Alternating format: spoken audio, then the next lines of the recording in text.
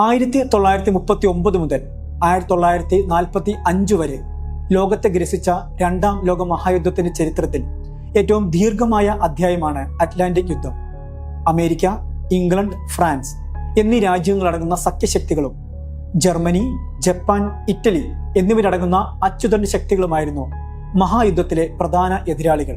അമേരിക്കയിൽ നിന്നായിരുന്നു ആയുധങ്ങളും ഭക്ഷ്യവസ്തുക്കളും യൂറോപ്പിലേക്ക് എത്തിക്കൊണ്ടിരുന്നത്. അറ്റ്ലാന്റിക് സമുദ്രം വഴിയുള്ള കപ്പൽ ഗതാഗതത്തെയാണ് ഇതിനായി പ്രധാനമായും ആശ്രയിച്ചിരുന്നത്. പക്ഷേ യുദ്ധം ആരംഭിച്ചതോടെ യു-ബോട്ട്സ് എന്നറിയപ്പെട്ടിരുന്ന ജർമ്മൻ അന്തർവാഹിനികൾ അമേരിക്കയിൽ നിന്നുള്ള കപ്പലുകളെ ആക്രമിച്ച് നശിപ്പിക്കാൻ ആരംഭിച്ചു. 3500 വ്യാപാര കപ്പലുകളും 175 യുദ്ധനൗകകളുമാണ് ആ കാലയളവിൽ അറ്റ്ലാന്റിക്കിന്റെ അടിത്തട്ടിൽ അമർന്നത്.